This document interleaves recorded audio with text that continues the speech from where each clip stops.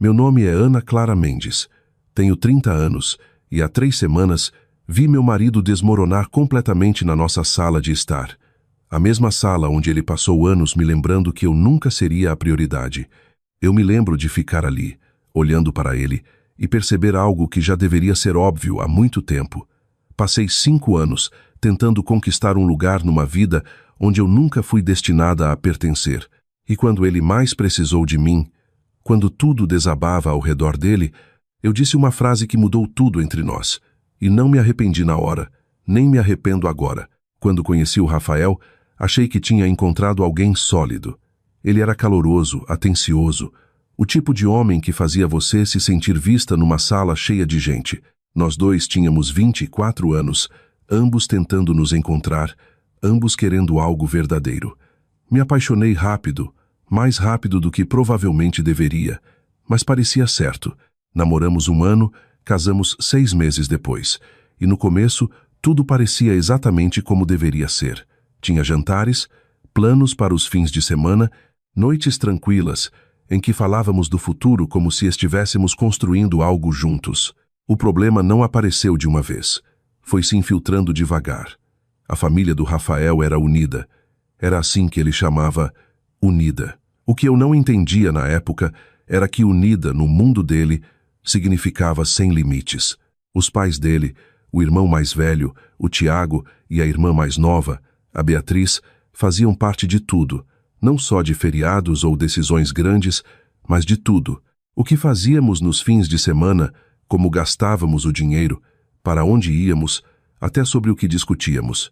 E o Rafael nunca se opunha, nem uma vez. A primeira vez que notei algo errado foi uns 3 meses depois do casamento. Tínhamos planejado uma viagem só nós dois, uma casinha simples na praia de Ubatuba. Eu estava ansiosa por aquilo há semanas, contando os dias como se significasse algo maior que só uma viagem. Então, 2 dias antes de irmos, o Rafael chegou em casa com aquela cara, a que sempre vinha antes de algo que eu não ia gostar. Minha mãe ligou, disse ele. Só isso já bastou. Eu já sabia. O que aconteceu? Perguntei. O Tiago está passando por um momento difícil. A namorada terminou com ele. A mãe acha que deveríamos ir todos para a casa de praia da família neste fim de semana para dar apoio. Eu olhei fixo para ele. Nós planejamos isso há 2 meses, falei devagar. Já pagamos tudo. Eu sei, respondeu ele, mas sem soar em conflito. Mas ele precisa mesmo da gente. Sua mãe acha que ele precisa de vocês corrigir. Ele hesitou, depois disse, a família vem em primeiro lugar. Você sabia disso quando casou comigo. Aquela frase não soou como uma opinião, soou como uma regra. Eu não discuti. Liguei para o lugar da reserva, perdi metade do sinal, arrumei uma mala diferente e passei 4 dias sentada numa casa de praia, vendo o irmão dele ficar emburrado, enquanto a mãe o tratava como vítima de uma tragédia, em vez de só mais um término. Isso virou o padrão. Todo feriado pertencia à família dele. Quando meu pai foi internado, o Rafael não pôde ir comigo, porque a Beatriz estava tendo uma crise no trabalho e precisava de apoio. Quando eu fui promovida e quis comemorar, os pais dele marcaram um jantar de última hora e o Rafael disse que poderíamos comemorar outra hora. Nunca comemoramos. A pior parte não era o tempo, era o dinheiro. Mais ou menos 1 ano depois do casamento, os pais dele pediram um empréstimo de R$20 mil. Para reformar a cozinha, disse o Rafael, como se isso tornasse razoável. Isso é metade das nossas economias, respondi. É família. Aquela palavra de novo. Família. Eles prometeram que iam pagar de volta. Não pagaram. Toda vez que eu tocava no assunto, o Rafael ficava na defensiva. Eles me criaram, dizia ele. Nós devemos isso a eles. Nós. Só que nunca parecia nós. Parecia eu pagando por uma cozinha que eu mal usava. Depois veio o negócio do Tiago. 2 anos e meio de casamento, ele teve outra ideia. Paisagismo. O grande lance dele. Precisava de dinheiro para começar. O Rafael veio falar comigo animado. Isso pode ser a coisa dele. Quanto? Perguntei. 35 mil. Eu ri. Não porque era engraçado, mas porque era impossível. A gente não tem esse dinheiro todo. A gente pode pegar um empréstimo. Não falei firme. Não vou me endividar pelo seu irmão. Foi nossa primeira briga séria. Ele disse que eu não entendia a família. Eu disse que ele não entendia limites. Ficamos 2 dias sem nos falar. Os pais dele acabaram avalizando para o Tiago, Mas algo entre nós mudou depois disso. Ele não me olhava mais do mesmo jeito, como se eu tivesse falhado num teste invisível. A noite em que tudo mudou foi há 4 meses. Estávamos jantando quando o celular dele tocou. A mãe. Ele atendeu, escutou, assentiu, desligou e disse: ela precisa de ajuda com o churrasco de reunião da família neste fim de semana. Eu falei que a gente ia cobrir o custo da carne e da bebida. Quanto? Uns 3.000. Você falou que a gente ia pagar 3.000 sem me perguntar? É família, disse ele. Como se isso explicasse tudo. A gente tem contas, falei. O carro precisa de conserto. Ele nem hesitou. Minha família sempre vem em primeiro lugar, disse. Sempre veio. Sempre vai. Eu olhei para ele, olhei de verdade, e algo dentro de mim parou. Sem raiva, sem briga, só uma clareza fria. Então eu sorri. Você tem razão, falei. Eu entendo. Ele pareceu surpreso, aliviado, como se a discussão que esperava nunca tivesse chegado. Voltou a comer, e naquela noite, enquanto ele dormia, eu comecei a mudar tudo. Aquela noite não teve nada de dramático. Não teve choro, não teve confronto, não teve momento de fazer mala ou bater porta. O Rafael dormiu como sempre, rápido, fácil, como se nada no mundo tivesse mudado. Mas eu fiquei acordada, sentada na beira da cama com o notebook aberto, olhando números que de repente pareciam diferentes do dia anterior. Não foi o dinheiro em si que mudou. Foi minha forma de enxergá-lo. Pela primeira vez, eu não via nossas finanças como algo compartilhado, fluido, flexível para a família. Eu via como algo que precisava ser protegido. Abri uma conta nova naquela noite, banco diferente, senha diferente, sem nenhuma ligação que o Rafael pudesse ver ou acessar. Não apressei nada. Não mexi em tudo de uma vez. Isso levantaria suspeitas, e eu ainda não estava pronta para perguntas. Comecei devagar, quieta, precisa. Meu próximo salário foi direto para a conta nova. Falei para o Rafael que a empresa tinha atualizado o sistema de folha de pagamento, algo sobre reestruturação interna. Ele mal levantou os olhos do celular quando eu disse: isso deveria ter doído mais do que doeu. Mas naquele ponto só confirmou o que eu já sabia. Ele confiava em mim para gerenciar tudo, porque não achava que precisava prestar atenção. Depois comecei a documentar, não por vingança, mas por clareza. Todo pedido de dinheiro, toda emergência, toda vez que me diziam que a família vinha em primeiro lugar. Datas, valores, conversas. No começo era estranho, como se eu estivesse transformando meu casamento em algo transacional. Mas quanto mais eu anotava, mais claro ficava o padrão. Não era aleatório. Não era ocasional, era constante, um sistema. Onde eu dava e dava e dava, e a expectativa era que eu nunca parasse. Uma semana depois, liguei para uma advogada. O nome dela era Patrícia. Sentei no escritório dela, mãos cruzadas no colo, explicando tudo o mais calma possível. Os empréstimos, os planos cancelados, a pressão, a frase que tinha virado a base do meu casamento. Minha família sempre vem em primeiro lugar. Ela escutou sem interromper. Quando terminei, ela se recostou e disse: a boa notícia é que você tem um padrão financeiro bem claro. A má notícia é que a maior parte do que você deu vai ser considerada presente. Eu assenti. Eu já sabia disso. Não estou tentando recuperar, falei. Só quero parar de perder mais. Ela me observou por um instante. Então você precisa separar completamente, disse ela. Finanças primeiro. O resto vem depois. Aquela palavra de novo. Separar. Não soou como ameaça. Soou como plano. Nas semanas seguintes, eu virei alguém que o Rafael não reconhecia, mesmo parecendo exatamente a mesma. Sorria nos momentos certos. Comparecia aos eventos da família. Paguei a conta do churrasco da reunião sem dizer uma palavra, mas por dentro eu contava, registrava, preparava. E o Rafael? Ele não notava, ou talvez não quisesse notar, porque notar significaria admitir que algo estava errado, e enquanto eu continuasse fazendo o meu papel, nada o forçava a fazer isso. 2 meses depois daquele eu entendo, tudo começou a rachar. O negócio do Tiago faliu completamente. Não foi surpresa para quem estava prestando atenção, mas foi devastador para quem não estava.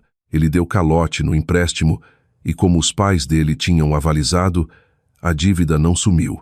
Passou para eles, 40 mil reais. O banco não ligava para a família. O banco ligava para pagamento. O Rafael chegou em casa naquela noite parecendo que tinham tirado o chão debaixo dos pés dele. Eles podem perder a casa, disse ele. A gente precisa ajudar. Talvez a gente possa refinanciar o carro, liberar um pouco de dinheiro. Não. A palavra saiu antes que eu tivesse tempo de suavizar. El pisco. Ok. A gente não pode absorver isso, falei calma. Mal estamos dando conta das nossas próprias despesas. Mas é minha família. É sempre sua família, interrompi.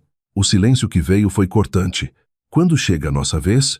Perguntei baixinho. Ele me olhou como se eu tivesse dito algo absurdo. Eles precisam da gente, disse ele. E eu precisei de você, respondi. Isso o parou. Só por um segundo. Depois o rosto dele endureceu.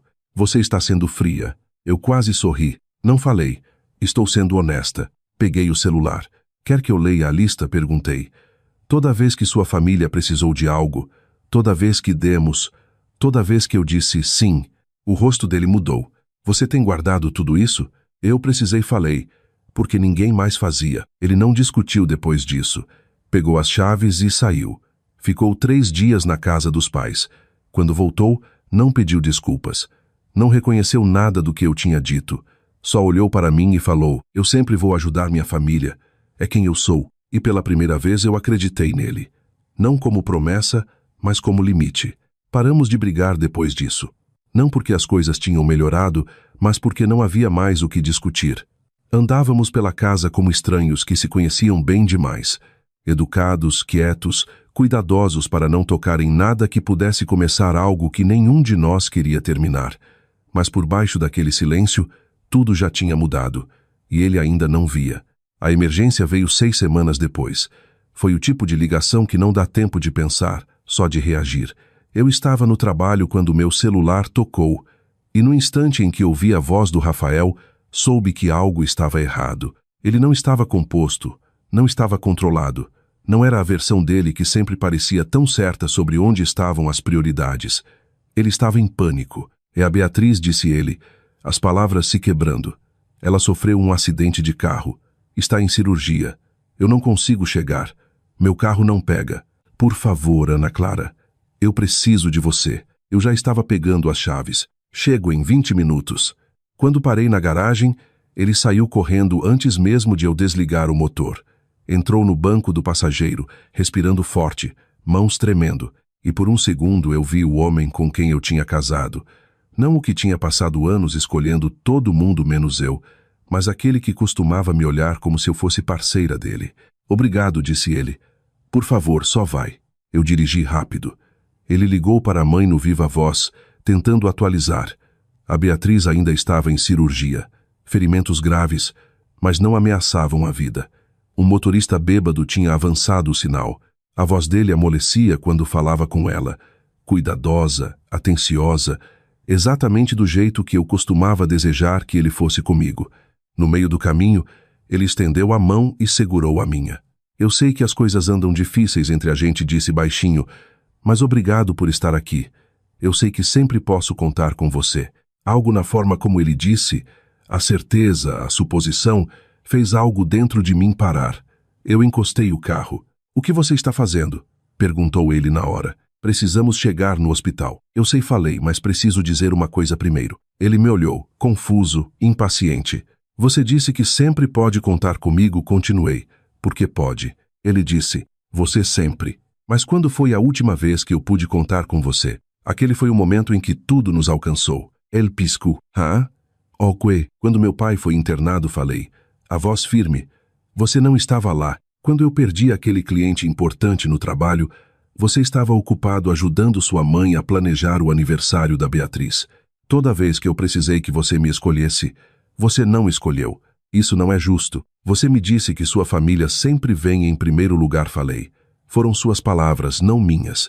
A expressão dele passou de frustração para algo mais próximo de compreensão. Eu nunca ia ser sua família, acrescentei baixinho. Não do jeito que importava. Ele engoliu em seco. Eu estou aqui agora, disse ele. Isso não conta? Você está aqui porque precisa de algo, respondi. É a única hora que você vem até mim. O silêncio no carro pesou mais do que tudo que já tínhamos dito. Voltei a dirigir. Eu te levo para o hospital, falei. Fico com você. Mas quando isso acabar, eu termino. Ele não respondeu e pela primeira vez não discutiu. O hospital era exatamente o que se espera. Luzes fortes, barulho demais, gente demais tentando ficar calma. Fiquei 6 horas. Peguei café para os pais dele. Sentei na sala de espera. Deixei o Rafael se apoiar em mim quando precisava. Eles mal notaram que eu estava ali, os pais dele, não por crueldade intencional, só acostumados a me ver no segundo plano. A Beatriz passou pela cirurgia. Perna quebrada, concussão, contusões internas. Ela ia se recuperar. Todo mundo chorou, todo mundo se abraçou. E no meio disso, eu percebi algo estranho. Eu me sentia separada, como se estivesse assistindo acontecer em vez de fazer parte. Na manhã seguinte, o Rafael agiu como se nada tivesse mudado. Fez café da manhã, falou da recuperação da Beatriz, perguntou se eu podia levar ele de volta ao hospital. Não falei. Ele levantou o olhar, confuso. "Ok. Eu tenho coisas para fazer", respondi, pegando as chaves. "Você pode pegar um Uber ou pedir para os seus pais." Ele me olhou como se não reconhecesse a resposta. Eu falei sério, acrescentei.